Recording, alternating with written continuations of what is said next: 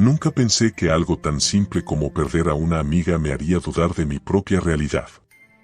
Natalia era de esas personas que simplemente estaban ahí, a tu lado en todo momento. Cuando desapareció, lo sentí como un hueco en el pecho, algo que no sabía cómo llenar. Era imposible de aceptar. Nadie, absolutamente nadie, simplemente se desvanece en el aire, ¿verdad? Era octubre cuando ocurrió.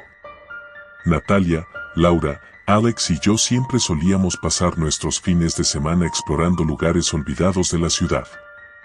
Éramos un grupo de amigos bastante unido, y nos encantaba la idea de encontrar sitios abandonados o extraños para explorar. Al principio, solo eran fábricas viejas o casas a medio construir, pero con el tiempo, nuestra necesidad de aventura se hizo más intensa. Ese día, sin embargo, fue diferente.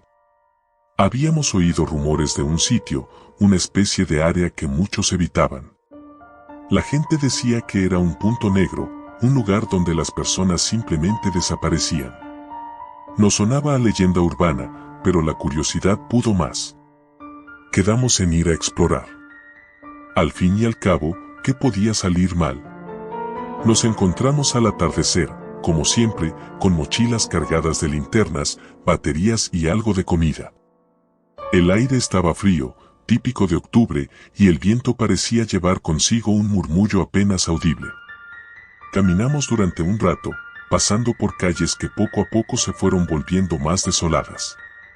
Pronto llegamos a una zona completamente vacía, solo escombros y edificios que parecían haber sido abandonados décadas atrás. ¿Es aquí?, preguntó Laura, con una mezcla de emoción y nerviosismo. Eso dicen, respondió Natalia con una sonrisa desafiante, siempre la más valiente del grupo. Había una especie de pasadizo entre dos edificios, apenas visible a menos que lo estuvieras buscando. Entramos en fila, con Natalia liderando, como siempre. Lo primero que noté fue que el silencio se volvió absoluto. El sonido del viento, de nuestros pasos, todo desapareció. Era como si hubiéramos cruzado una línea invisible hacia otro mundo. El lugar al que llegamos no era tan especial. Solo parecía otro lote vacío, rodeado de muros medio caídos y grafiti viejo. Pero había algo en el aire, una sensación de incomodidad que era imposible ignorar. No sé, chicos, esto no me gusta, dijo Alex, su voz temblando. Vamos, no seas cobarde, le respondió Natalia, caminando más adelante. Y entonces ocurrió. En un abrir y cerrar de ojos, Natalia ya no estaba. No gritó, no hizo ruido. Simplemente se fue. Fue tan repentino que al principio pensé que estaba jugando con nosotros. La llamamos, la buscamos entre las sombras, pero no hubo respuesta. Natalia, deja de bromear, grité, con el corazón acelerado. Pero no era una broma. Después de unos minutos, la desesperación se apoderó de nosotros. Corrimos por todo el lugar, buscamos en cada rincón, pero Natalia simplemente había desaparecido. Decidimos que lo mejor sería regresar y llamar a la policía. El camino de vuelta se sintió eterno. El frío se había intensificado, y la niebla comenzaba a cubrir las calles. Alex y Laura iban delante, murmurando entre ellos mientras yo intentaba mantener la calma. Pero una sensación me carcomía por dentro.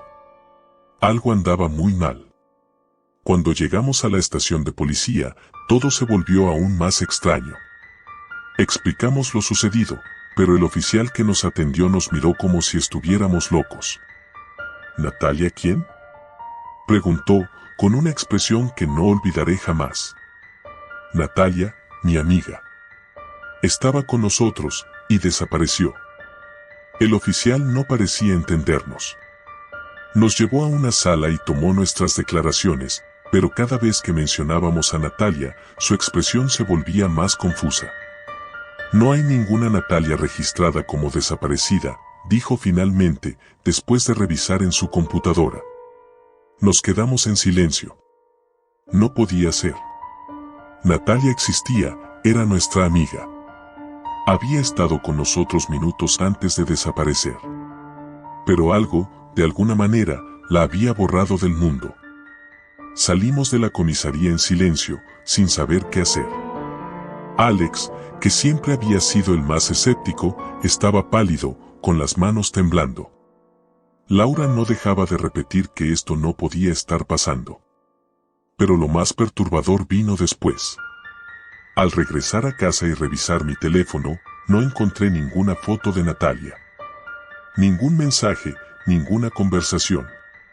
Era como si nunca hubiera existido. El miedo se apoderó de mí. No podía ser una coincidencia. Decidí ir al cuarto de Natalia, en su casa. Sabía que su madre la recordaría, que algo debía quedar de ella. Pero cuando llegué, su madre me recibió con una sonrisa amable, pero vacía. ¿Natalia? ¿Quién es Natalia?, me preguntó, como si no supiera de qué estaba hablando. Ese fue el momento en el que todo se derrumbó. Natalia había desaparecido de la faz de la tierra, no solo físicamente, sino de la memoria de todos. Excepto de nosotros, los que estuvimos con ella en ese lugar. Durante los días siguientes, intenté convencerme de que todo había sido un sueño, pero no podía sacudir la sensación de que algo me observaba. No podía dormir, y cuando lo hacía, soñaba con Natalia. Aparecía frente a mí, en medio de la niebla, llamándome. Su rostro, sin embargo, estaba borroso, como si incluso mi memoria comenzara a desvanecerse. Las cosas empeoraron cuando Laura desapareció. Pasaron unos días desde que Natalia se desvaneció, y yo intentaba mantenerme en contacto con mis amigos, pero Laura había dejado de responder. Fui a su casa y toqué la puerta, pero nadie respondió. Después de horas de espera, me acerqué a la ventana. Su cuarto estaba vacío. No quedaba rastro de ella. Laura, no. Murmuré, el terror apoderándose de mí. Corrí a buscar a Alex. Cuando llegué a su casa, lo encontré en un estado deplorable. Estaba sentado en el suelo, rodeado de hojas de papel llenas de nombres, fechas y dibujos sin sentido. Nos va a pasar lo mismo, decía una y otra vez. Primero fue Natalia, ahora Laura, somos los siguientes. Intenté calmarlo, pero yo mismo estaba al borde del colapso. Sabía que tenía razón. Sentía que estábamos atrapados en algo más grande, algo que no comprendíamos. Algo o alguien nos estaba borrando, uno por uno. Esa misma noche, Alex desapareció. Ya no sabía qué hacer. Yo era el último. Sentía que el mundo a mi alrededor estaba distorsionado. La gente me miraba como si yo fuera un extraño. Mis padres apenas me hablaban, y mis amigos, bueno, ya no existían. Caminaba por las calles con la sensación de que algo me seguía, pero cuando me volteaba, no había nada. La última noche antes de mi desaparición, tuve un sueño extraño. Volví a estar en aquel lugar, el mismo sitio donde Natalia había desaparecido. La niebla lo cubría todo, y en el centro, vi una figura.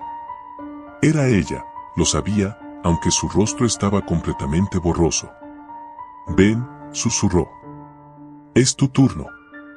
Me desperté sudando frío, sabiendo que no me quedaba mucho tiempo. Decidí regresar a ese lugar. No tenía otra opción. Si iba a desaparecer, al menos quería saber por qué.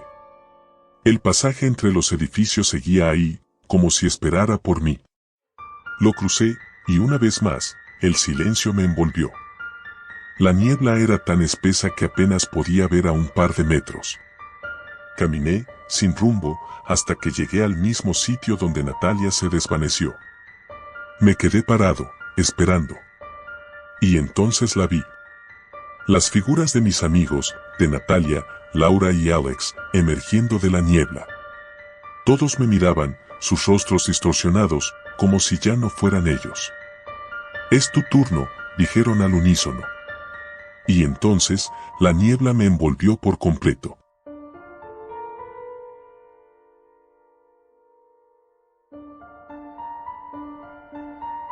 Me llamo Ana, y si estás leyendo esto, por favor, no te detengas hasta el final. Necesito que alguien sepa la verdad, aunque ya no sirva de nada. Todo comenzó hace 3 semanas, cuando mi mejor amiga, Lucía, desapareció sin dejar rastro. Nadie se lo esperaba. Era una chica alegre, siempre rodeada de amigos, y su relación con su familia era perfecta, o al menos eso parecía. Nos conocíamos desde la primaria, inseparables como hermanas. El día que desapareció, habíamos quedado en ir juntas a una cafetería después de clases, pero ella nunca llegó. Recuerdo cómo la esperé por más de 1 hora. Le mandé mensajes, le llamé, pero todo fue en vano. Mi primera suposición fue que algo se le había presentado de último minuto, y con el tiempo, empecé a enfadarme.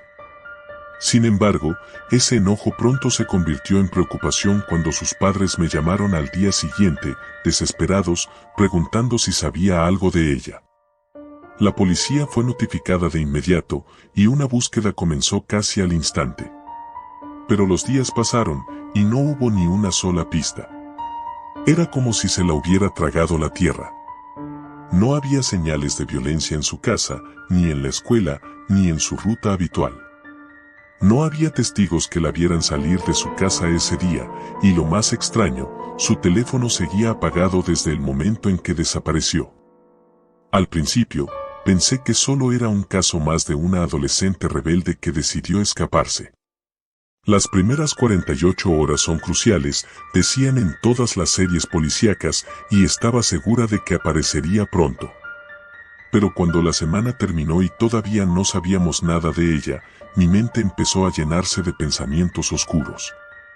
Algo no estaba bien. Pasaron 2 semanas desde que Lucía desapareció, y la situación en el pueblo estaba cada vez más tensa. Los rumores comenzaron a circular. Decían que no era la primera vez que alguien desaparecía sin dejar rastro. Había otras chicas, de diferentes escuelas y barrios, que también habían desaparecido en los últimos meses, pero nunca se habló demasiado de eso. Algunos decían que se habían escapado de casa, que estaban con malas influencias o incluso que habían sido secuestradas por algún extraño. Pero nadie parecía querer conectar las piezas. Yo, por otro lado, no podía dejar de pensar en ello. Algo dentro de mí me decía que todo estaba relacionado, que había un patrón, pero no lograba entenderlo del todo. Así que decidí investigar por mi cuenta. Fue entonces cuando empecé a notar las coincidencias. Todas las chicas que habían desaparecido tenían algo en común, la mayoría de ellas habían hablado de una figura misteriosa que las había seguido en algún momento. Eran historias que habían contado entre risas o con una ligera preocupación, pero que nunca parecieron importantes. Lucía también me había mencionado algo similar un par de semanas antes de desaparecer. Me contó que sentía que alguien la observaba cuando caminaba sola por el parque que conectaba su casa con la escuela. En ese momento, no le presté demasiada atención. ¿Quién lo haría? Todos hemos sentido alguna vez que alguien nos sigue, solo para darnos cuenta de que no es más que nuestra mente jugándonos una mala pasada. Pero ahora, con todo lo que había sucedido, esas palabras comenzaron a resonar en mi cabeza como una advertencia que no supimos escuchar. El punto de inflexión ocurrió una noche en la que estaba sentada en mi habitación, revisando viejas fotos de Lucía. Quería recordar algo, cualquier cosa que pudiera haber pasado por alto. Mientras miraba las fotos, noté algo que me hizo estremecerme. En varias de las fotos, sobre todo las más recientes, había una figura borrosa en el fondo. En algunas, parecía un hombre. En otras, solo una sombra indistinguible. Pensé que era una coincidencia, tal vez algún extraño que pasaba por ahí, pero cuanto más miraba, más evidente me resultaba que esa figura siempre estaba cerca de Lucía. Como si la siguiera. Llamé a la policía de inmediato. Les mostré las fotos y, aunque al principio no parecían tomármelo en serio, prometieron investigarlo. Pero los días pasaron, y no hubo más novedades. Las autoridades seguían sin pistas, y el caso de Lucía parecía haberse estancado. Fue entonces cuando tomé una decisión que nunca debería haber tomado. Decidí buscar por mi cuenta. Era una noche lluviosa cuando me aventuré al parque donde Lucía solía caminar. El mismo parque donde decía haber sentido que la seguían. Era un lugar grande, con muchos árboles y senderos que serpenteaban entre ellos. A esa hora estaba completamente desierto y la lluvia solo aumentaba la sensación de desolación. El aire frío se sentía pesado, como si algo estuviera apretando mi pecho con cada paso que daba. No había razón lógica para estar ahí, pero algo me empujaba a seguir. Tal vez era la desesperación, tal vez era el miedo de que, si no hacía algo, Lucía desaparecería para siempre. Caminé por los senderos que conocía, aquellos que habíamos recorrido juntas tantas veces. Cada rincón del parque me resultaba familiar, pero esa noche, todo se sentía diferente. El lugar, normalmente acogedor, se había transformado en algo hostil, casi amenazante. De repente, lo vi. A lo lejos, entre la bruma que levantaba la lluvia, una figura estaba de pie junto a uno de los bancos del parque. Mi corazón se detuvo por un segundo, y mis piernas parecían clavarse en el suelo. La figura era alta, delgada, y apenas distinguible a través de la oscuridad. Mi primer impulso fue correr, alejarme de allí lo más rápido posible, pero algo en su postura me obligó a quedarme. La figura no se movía. Simplemente estaba ahí, mirando en mi dirección, como si me hubiera estado esperando. Lucía, murmuré sin siquiera pensarlo. Parte de mí quería creer que, de alguna manera, esa figura era ella. Empecé a caminar hacia adelante, despacio, sin quitarle la vista de encima. Pero cuanto más me acercaba, más nítida se volvía la figura, y más claro se hacía que no era Lucía. El miedo se apoderó de mí cuando me di cuenta de que la figura no tenía rostro. Solo era una sombra, una forma humana que parecía absorber la luz a su alrededor. Dio un paso hacia mí. Mis instintos finalmente tomaron el control y comencé a correr. Sentí que mis piernas no respondían del todo, como si el pánico las estuviera paralizando, pero corrí con todas mis fuerzas, sin atreverme a mirar atrás. Podía oír el eco de mis propios pasos en el pavimento mojado, pero detrás de mí, el silencio era absoluto. Ninguna rama crujía, ningún paso resonaba, y eso solo hizo que el terror se intensificara. Cuando finalmente llegué a la entrada del parque, me di cuenta de que no estaba sola.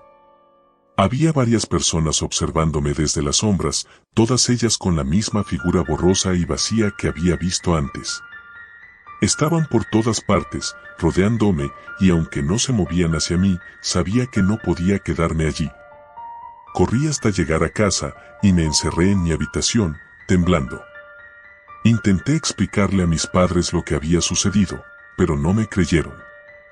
El estrés, decían. Estás demasiado afectada por la desaparición de Lucía.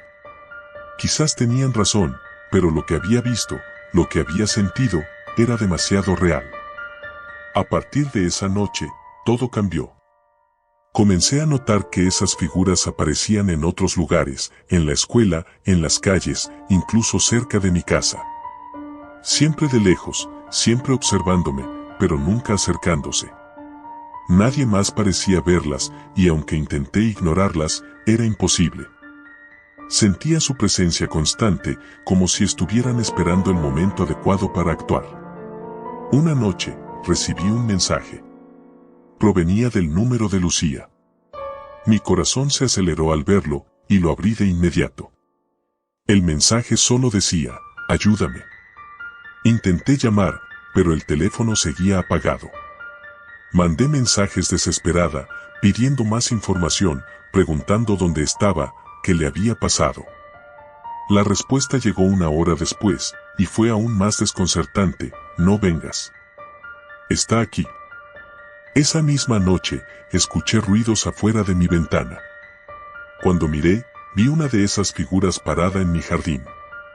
No era la misma figura sin rostro del parque. Era Lucía. Pero algo en sus ojos, en su expresión vacía, me decía que no era realmente ella. Ahora sé la verdad. Todas esas personas que habían desaparecido, incluida Lucía, nunca se fueron realmente. Algo las había tomado, algo que no podía comprender. Y ahora, estaba detrás de mí también. Si encuentras esto, por favor, aléjate de este lugar. No busques respuestas. No las sigas. Si lo haces, serás el próximo en desaparecer.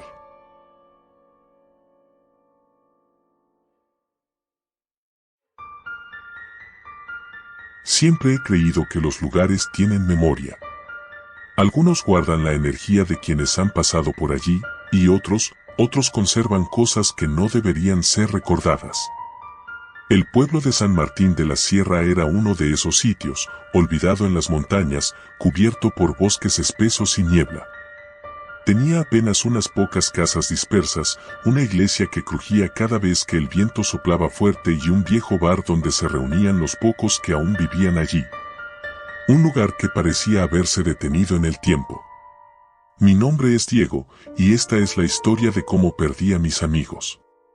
Todo comenzó durante el último verano antes de terminar el colegio. Como cada año, mi grupo de amigos y yo decidimos hacer algo emocionante para despedir las vacaciones. Éramos 6, Laura, Marcos, Ale, Carmen, David y yo. Laura era la más intrépida, siempre buscando algo nuevo que hacer, y fue ella quien propuso la idea de ir a San Martín. Había leído sobre el pueblo en un blog de lugares abandonados y decía que las fotos del bosque y las montañas eran impresionantes. Además, se rumorea que la gente desaparece allí, dijo Laura con una sonrisa cómplice cuando nos reunimos a planear el viaje. ¿No sería genial descubrir qué está pasando en ese lugar? Marco se rió, como siempre, intentando hacerse el valiente. Ale y Carmen se miraron, dudando un poco, pero al final aceptaron. Yo no estaba muy convencido. Había algo en las fotos del pueblo que me hacía sentir incómodo, como si esos lugares estuvieran impregnados de una oscuridad que no podía ver del todo. Pero no quería parecer el aguafiestas, así que también dije que sí. Decidimos ir por 3 días. Nada podía salir mal, o al menos eso pensábamos. El viaje hasta San Martín fue más largo de lo que habíamos previsto. Tras horas de carretera, dejamos atrás la última ciudad y nos adentramos en un camino estrecho, bordeado de árboles altos y frondosos que apenas dejaban pasar la luz. La niebla comenzó a envolvernos, espesa como un sudario. A medida que nos acercábamos, el GPS dejó de funcionar y las señales de teléfono desaparecieron. No importaba, porque Laura había descargado un mapa offline del pueblo. No necesitamos tecnología. Bromeó mientras miraba su móvil desconectado. Vamos a desconectar de todo. Cuando llegamos, el aire era pesado, húmedo, y el silencio era tan denso que apenas nos atrevíamos a hablar. San Martín parecía aún más desolado de lo que imaginábamos. Las pocas casas estaban descuidadas, con ventanas rotas y jardines invadidos por la maleza. No vimos a nadie en las calles. Nos instalamos en una pequeña cabaña que habíamos alquilado a través de una página de turismo rural. Estaba al borde del bosque, justo en las afueras del pueblo. La cabaña era rústica, con muebles viejos de madera y olor a humedad. A pesar de lo sencillo que era todo, había algo acogedor en ella. Esa primera noche nos reunimos en el salón, charlando y bromeando, como cualquier grupo de amigos. Nadie mencionó el extraño ambiente del pueblo ni la sensación de que algo no estaba bien. Pero todo cambió al día siguiente. Laura había escuchado hablar de una caminata que cruzaba el bosque y terminaba en un mirador con vistas a las montañas. Decidimos hacerla. Salimos temprano por la mañana, sin saber que sería la última vez que estaríamos todos juntos. El bosque era diferente de cualquier otro que hubiera visto antes. No era solo que los árboles fueran altos o que la luz apenas llegara al suelo, era el silencio, un silencio antinatural. No se escuchaban pájaros ni insectos, solo nuestros pasos sobre las hojas secas.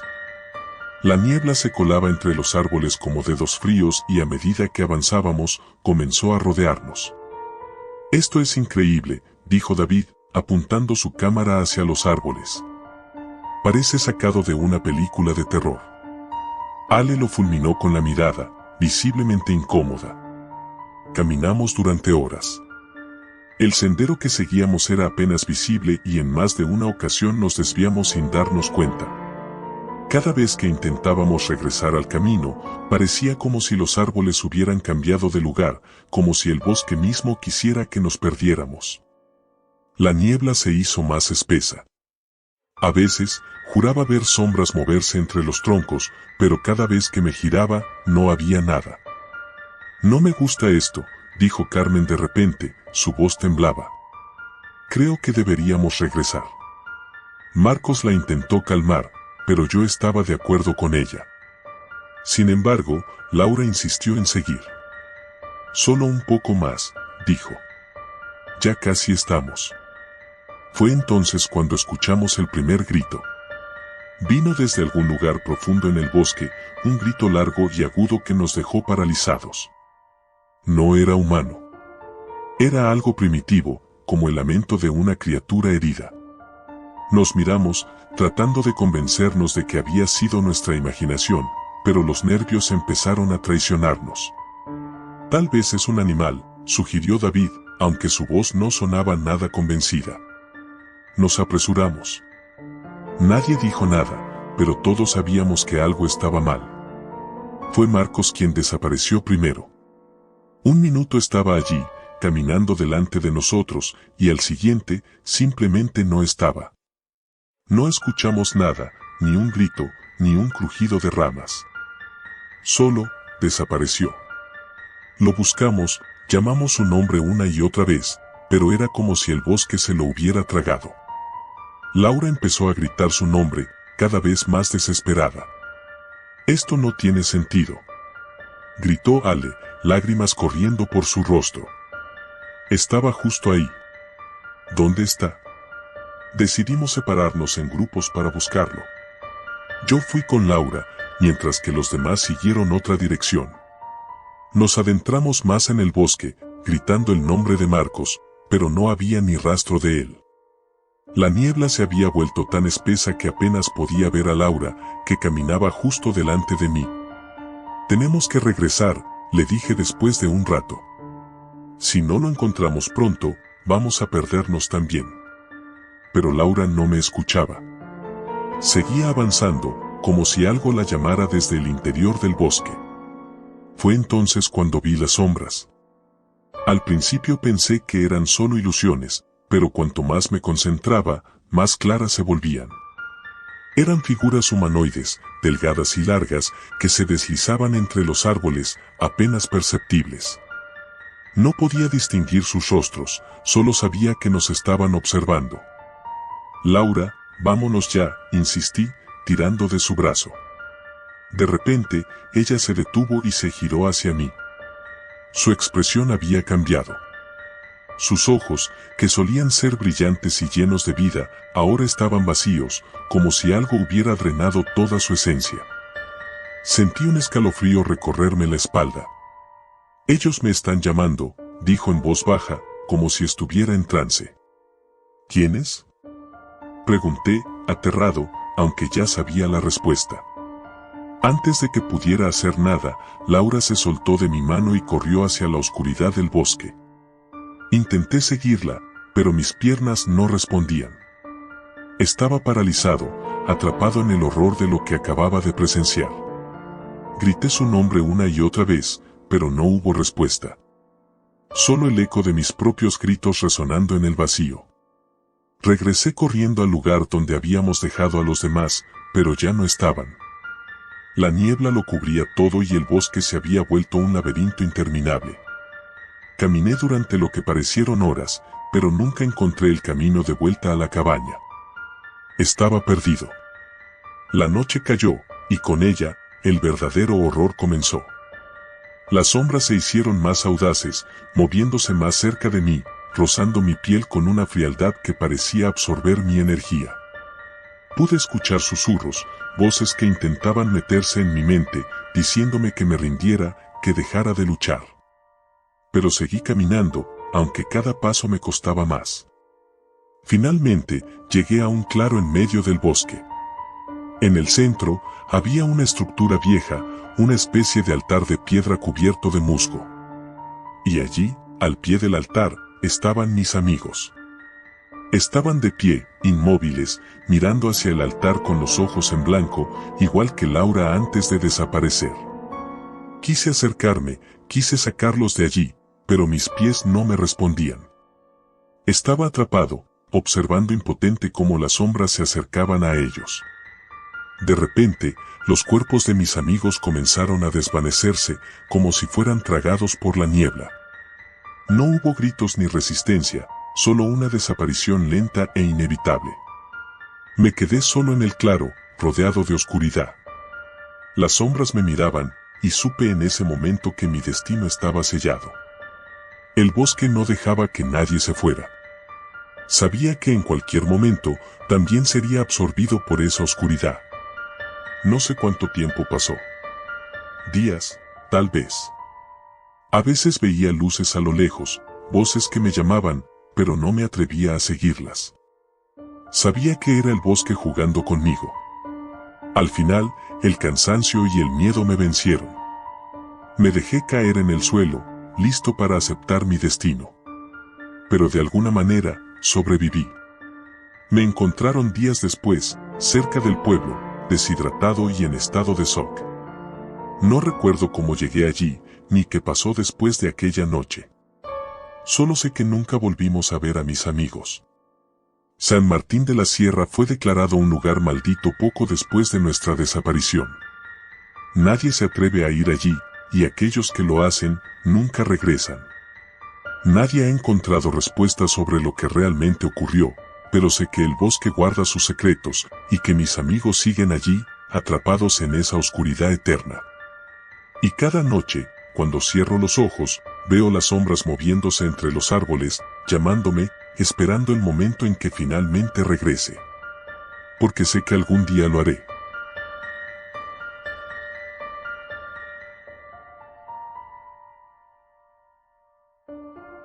Mi nombre es Adrián, tengo 17 años y nunca pensé que escribiría algo como esto. Todo comenzó el verano pasado, cuando mi mejor amigo, Carlos, desapareció. Nunca pensé que un lugar tan tranquilo como San Mateo, un pequeño pueblo rodeado de montañas y bosques, pudiese albergar un secreto tan oscuro. Carlos y yo habíamos planeado todo el verano. Íbamos a pasar nuestras tardes explorando las viejas ruinas del monasterio de San Lorenzo, que estaban a unos 15 kilómetros del pueblo, y las noches contando historias de terror en la vieja cabaña de su familia. Habíamos hecho lo mismo otros veranos, pero este sería diferente. Todo comenzó con un rumor. Se decía que en el bosque, entre el pueblo y las ruinas, había algo más que animales salvajes. Las historias de los ancianos hablaban de los silenciados, un grupo de personas que, supuestamente, desaparecieron hace más de 50 años. Según la leyenda, no murieron de forma natural, sino que algo los atrapó y los mantuvo prisioneros, condenados a vagar por los bosques, buscando a alguien que los escuchara. Solo podían ser escuchados por aquellos que estaban marcados. ¿Quiénes eran los marcados? Nadie lo sabía. Pero si los escuchabas, estabas perdido. Al principio, me reía de todo. Carlos, siempre el más crédulo, parecía un poco más nervioso que de costumbre. Recuerdo que en una de nuestras excursiones al monasterio, justo antes de que todo empezara a desmoronarse, él me dijo: Adrián, ¿y si las historias fueran reales? ¿Y si en el bosque hay algo más? Yo, con mi típica actitud escéptica, simplemente me reí. Carlos, ¿tú escuchas lo que dices? Son solo cuentos de viejos para asustar a los turistas. No pasa nada en San Mateo. Sin embargo, las cosas empezaron a cambiar unos días después. Carlos y yo estábamos volviendo de una excursión a las ruinas, ya de noche, cuando de repente escuchamos algo. Era un sonido suave, como un susurro. Carlos se detuvo en seco y miró a su alrededor. ¿Lo escuchaste?, preguntó, con los ojos muy abiertos. Yo no había oído nada, pero su expresión era tan seria que por un momento me puse nervioso. No, le respondí. Vamos, no seas paranoico. Pero Carlos estaba convencido de que algo nos seguía. Desde ese día, empezó a comportarse de forma extraña. Siempre estaba mirando por encima del hombro, como si esperara ver algo. Me dijo varias veces que seguía escuchando esos susurros, cada vez más claros, pero yo nunca los oía. Al principio, pensé que estaba bromeando, pero su miedo era demasiado real. Su piel se veía más pálida, casi enfermiza, y sus ojos hundidos parecían los de alguien que llevaba días sin dormir. Una tarde, mientras caminábamos hacia el pueblo, Carlos se detuvo abruptamente. Miraba al bosque, inmóvil. Le pregunté qué le pasaba, pero no respondió. Solo señaló con la mano temblorosa hacia los árboles. Ahí, están ahí, murmuró. Miré hacia donde él señalaba, pero no vi nada. El silencio del bosque era casi sofocante, pero no había nada fuera de lo normal. Sin embargo, Carlos parecía aterrorizado. Carlos, no hay nadie, ¿qué ves? Él solo balbuceó algo incomprensible y echó a correr hacia su casa. Lo seguí, preocupado, pero no pude obtener más respuestas. Esa noche, su madre me llamó, diciendo que no había salido de su habitación desde que había llegado y que no quería hablar con nadie. Los días pasaron y Carlos no mejoraba. No salía de su casa y cada vez que intentaba visitarlo, me encontraba con la misma respuesta: no quiere ver a nadie. Finalmente, su madre decidió llevarlo a un hospital en la ciudad. Se suponía que iba a ser temporal, solo hasta que se calmara un poco. Pero nunca volvió. Una semana después, recibimos la noticia: Carlos había desaparecido. No en el hospital, sino antes de llegar. Nadie supo explicar cómo, pero en algún punto del trayecto entre el pueblo y la ciudad, simplemente se desvaneció. Su madre estaba destrozada. El conductor del coche, un tío suyo, juró que lo había visto sentado en el asiento trasero, pero que cuando llegó a su destino, ya no estaba. Lo que ocurrió después es lo que realmente me hizo cuestionar todo lo que creía saber. Pocos días tras la desaparición de Carlos, comencé a escucharlo. Al principio, creí que mi mente me estaba jugando una mala pasada, que mi tristeza y confusión me estaban haciendo alucinar. Pero era su voz. Carlos, susurrando mi nombre. Adrián. El sonido venía del bosque, siempre al caer la noche. Me decía cosas, fragmentos sin sentido: ellos vienen, no puedo escapar, no me dejes solo. Al principio, intenté ignorarlo. Me convencía de que era mi imaginación, de que el estrés por su desaparición me estaba afectando. Pero cada noche, los susurros se volvían más insistentes, más claros. Y no solo eso. También comencé a ver sombras. Una noche, decidí seguir los susurros. Fue una decisión impulsiva, lo sé. Pero algo en mí necesitaba respuestas, aunque fuesen las peores. Tomé una linterna y me adentré en el bosque que rodea San Mateo. Los árboles se cerraban a mi alrededor y el aire se sentía más pesado a medida que avanzaba. Los susurros eran más fuertes allí, como si estuvieran justo detrás de mí. Carlos, llamé, con la voz temblorosa. Si estás aquí, por favor, dime algo. No obtuve respuesta, al menos no inmediata. Pero el silencio fue roto por un sonido que nunca olvidaré. Era un llanto, débil y doloroso, como el de alguien que ha sufrido demasiado. No era solo Carlos. Había más voces. Ayúdame, susurró una voz femenina, extraña, ajena. El pánico me invadió. Miré a mi alrededor y noté que las sombras se movían. No eran sombras normales. Parecían figuras humanas, desdibujadas, como si estuvieran atrapadas en una neblina. Retrocedí unos pasos, mi corazón latiendo desbocado. Pero entonces lo vi. Carlos estaba allí, o algo que parecía ser él. Adrián, su voz era tan suave que apenas podía escucharla. Quise correr, pero mis piernas no respondían. Lo que estaba viendo no podía ser real. Él estaba más pálido que nunca, sus ojos vacíos, hundidos, como si la vida misma hubiese sido succionada de su cuerpo. ¿Qué te pasó?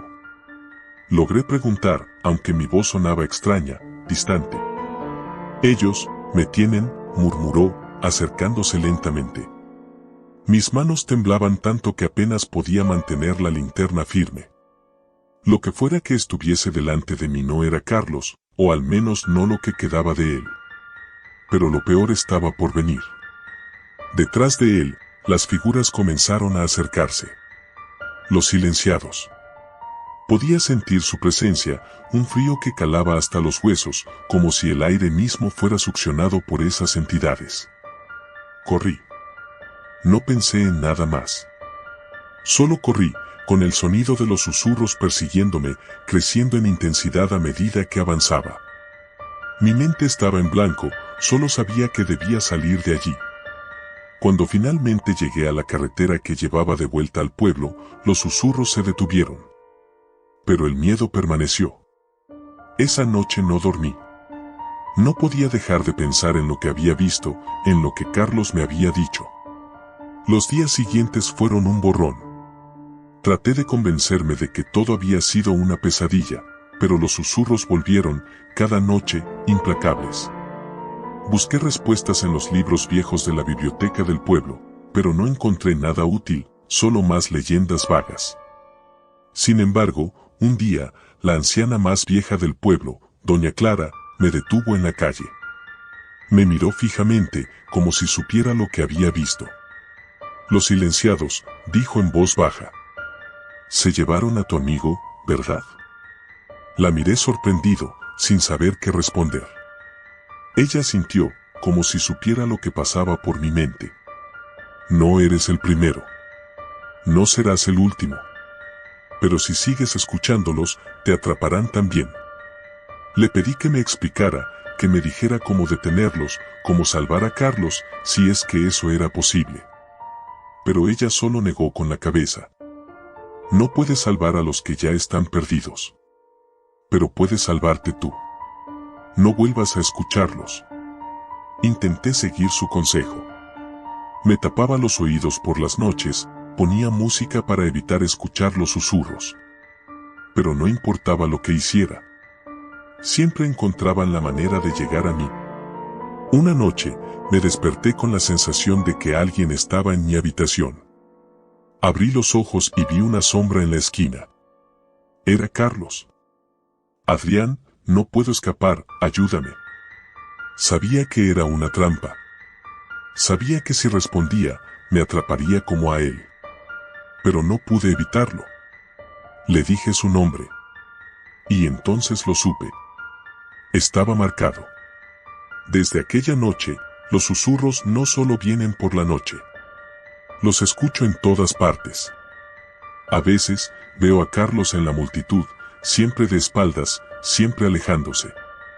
Pero nunca puedo alcanzarlo. Siento que me estoy volviendo loco, pero lo que más miedo me da es que ya no puedo distinguir si lo que veo es real o no. Los silenciados no descansan. Están aquí, conmigo, esperando el momento para llevarme. Sé que no tengo mucho tiempo. Sé que pronto desapareceré, como Carlos. Como tantos otros antes que él. Pero al menos, quiero dejar esta historia escrita. Tal vez alguien la encuentre. Tal vez alguien logre escapar. O tal vez ya es demasiado tarde. Porque ahora, mientras escribo estas últimas palabras, los susurros se hacen más fuertes. Y están aquí.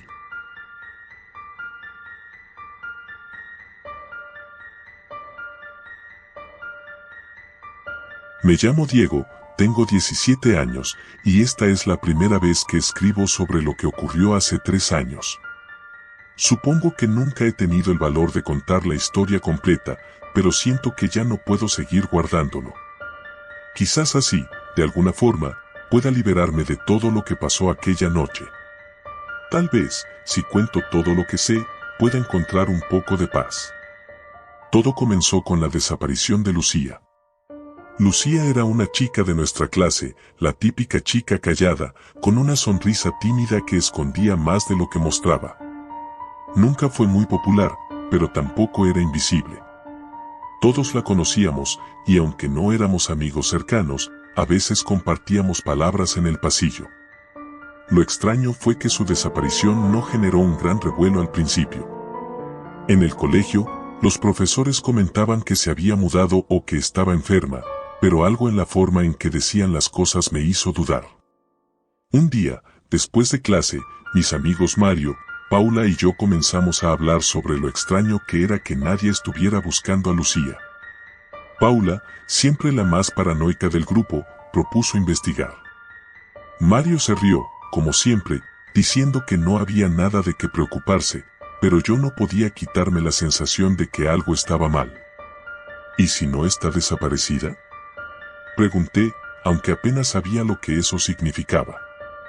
¿Qué quieres decir?, respondió Paula, mirándome con esos ojos intensos que usaba cuando se tomaba algo en serio.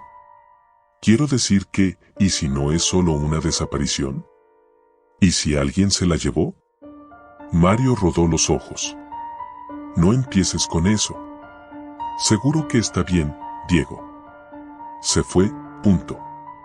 Pero esa misma noche, después de que Mario y Paula se fueron a sus casas, comencé a investigar un poco por mi cuenta.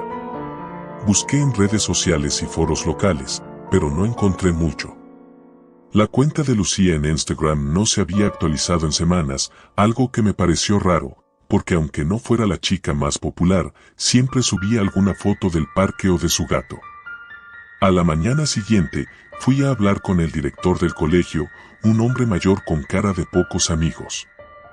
Le pregunté si sabía algo sobre Lucía, pero su respuesta fue vaga. Algo en su actitud me puso nervioso, como si no quisiera que siguiera haciendo preguntas. La familia de Lucía se mudó de la ciudad. No es algo que deba preocuparte, me dijo, sin mirarme a los ojos. No me convenció. Esa noche, Paula, Mario y yo decidimos que tendríamos que investigar por nuestra cuenta. Quedamos el viernes después de clase para ir a la casa de Lucía. Ya no tenía sentido esperar. Cuando llegamos a la casa, nos recibió un escenario que me dejó helado. Las ventanas estaban cubiertas con tablones de madera, y el jardín, que recordaba haber visto bien cuidado alguna vez, estaba completamente abandonado. Las malas hierbas cubrían casi todo, y la verja de la entrada estaba rota. No parecía que alguien hubiera vivido allí en meses. Esto es raro, ¿no?, dijo Paula, mirando la casa como si fuera una especie de mal presagio. Es una casa vieja. Se fueron, ya está, dijo Mario, pero ni él sonaba convencido. Nos acercamos a la puerta principal y, para nuestra sorpresa, estaba abierta. Paula me miró, y ambos compartimos esa sensación de que algo no estaba bien. Pero entramos de todas formas. El interior de la casa estaba polvoriento y desordenado. No parecía un hogar recién abandonado, sino un lugar en el que nadie había puesto un pie en mucho tiempo. Encontramos algunas fotos familiares en el salón, Lucía y sus padres, sonriendo en momentos felices. Pero la casa, ese día, estaba llena de silencio y una sensación de abandono que helaba la sangre. Esto es una locura, dijo Mario, caminando por la cocina, mirando alrededor con ojos curiosos pero nerviosos. No hay nada aquí. Paula, sin embargo, se quedó quieta de repente, mirando hacia una puerta en el fondo del pasillo. ¿Qué pasa?, le pregunté. ¿Escuchaste eso?, murmuró, señalando la puerta. Al principio no escuché nada, solo el latido de mi propio corazón en los oídos, pero luego, muy débilmente, oí algo. Era como un rasguido. Muy leve, pero ahí estaba. Venía de detrás de la puerta.